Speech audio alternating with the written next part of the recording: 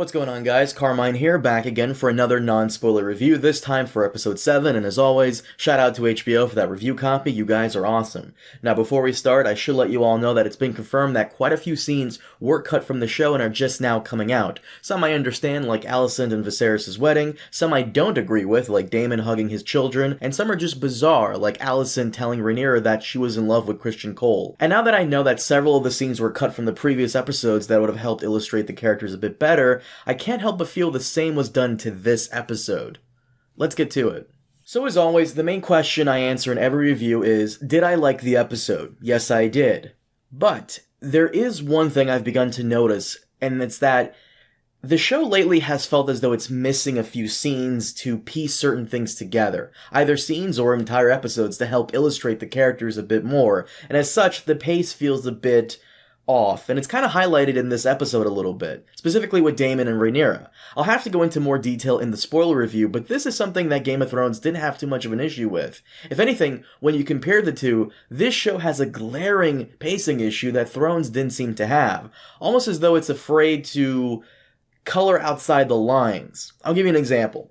In the Game of Thrones book, the first Ice and Fire book, Tyrion takes part in the battle on the Green Fork. This battle was portrayed in episode 9 of season 1 of Game of Thrones. Dave and Dan had Tyrion knocked out for all of it, and it actually worked out. The obvious reason for why the battle was omitted was, budget and time constraints. The pace of the original was actually phenomenal, and it didn't feel like we were rushing to some conclusion or story point.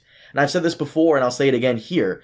Game of Thrones Season 1 is one of the best adaptations we'll probably ever see. House of the Dragon, on the other hand, it feels as though every single moment was leading up to the last few episodes of the entire season, and the events that take place around them, and you kind of notice it here. And yes, I know it's popular pastime to make fun of Dave and Dan, specifically because, of how Season 8 and 7 kind of sucked, but they weren't afraid to move things around or downright change things to fit the pace of the narrative, or to make things more coherent for the audience. But here it seems like Ryan Condal is more interested in keeping to the books, and any change is either minor or just confirmation. For example, in the books, Rhea Royce's death is ambiguous, so is Lionel and Harwin's death, but here it's confirmed. Now, I don't have an issue with the showrunner answering these mysteries, but he's not really taking any liberties with the source material to better fit things like Dave and Dan did in the earlier seasons of Thrones. It's almost as though George is right behind him, making sure he sticks to the books. Problem with that is that George doesn't really know how to write for television. And I've said this last time as well, the moment we get to know the characters, they're either sidelined for several episodes like Rhaenys, or they die because we need this person to be over here for the next episode so this certain thing can happen. The flow of how things move along doesn't seem to be there naturally. And you'll see that here with Daemon and Rhaenyra specifically. I won't go into too much detail due to spoilers, but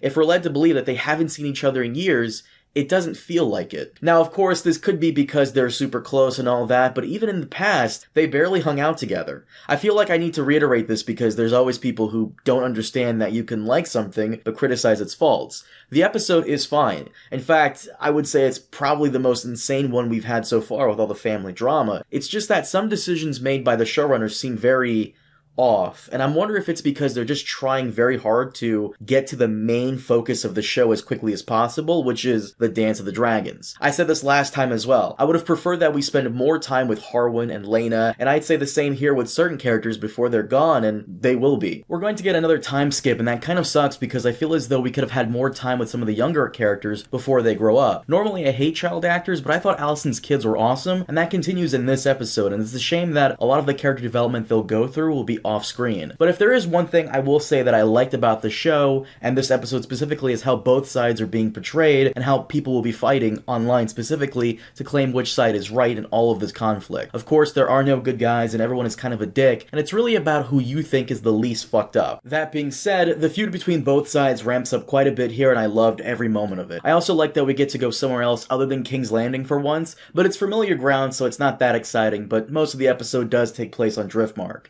Don't get me wrong, King's Landing is cool and all, and I love how busy and lively it feels in every episode, which is a definite step up from Game of Thrones, but after a while, you get bored of being in one location all the time. All that aside, everything remains phenomenal in terms of acting and lore. The only issues I had for this episode were the pace and how we're moving towards the final goal of the season. Unfortunately, as always, there's not much I can go into without spoiling it, but if episode 6 served up to set up the new characters and what everyone's been doing for the last 10 years, this is, once again, another setup episode for the final 3 episodes when we get the last time skip. This episode also features a certain Valyrian ceremony we haven't seen before in the series, or in the books for that matter, so any fans of the lore, especially Targaryen lore, be prepared for that because you're in for a treat. Now before I sign off, earlier I said that the show had quite a few scenes that were cut out and how some of it shouldn't have been, and I gotta say, it does confuse me a bit when a television show goes out of their way, especially one on premium cable, to cut out some scenes. Because, yeah, I'd understand if, there were time constraints on mainstream television,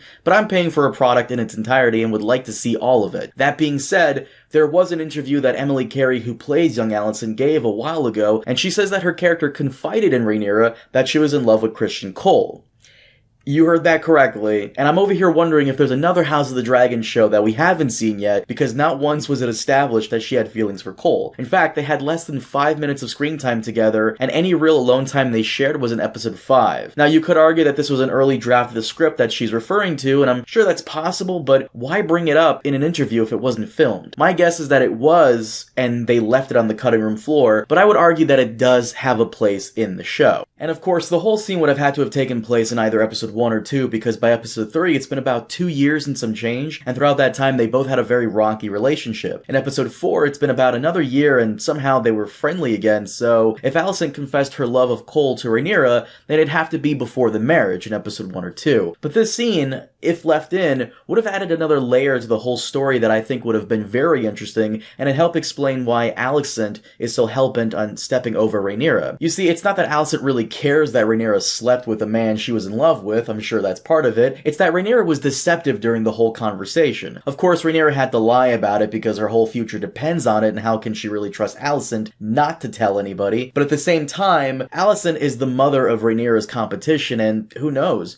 maybe Alicent could use that information against her, so I can understand why Rhaenyra did what she did, but at the same time, Alicent finding out it was a lie adds more complexity to it, because Rhaenyra can't be trusted. Otto told Alicent that once Rhaenyra comes into power, then the children will be in danger, and sure, you could say that Rhaenyra would never kill Alicent's children to secure her place on the Iron Throne, but would you trust the word of someone who swore on their mother's grave that she wasn't messing around, but ended up doing the deed with the person you were in love with?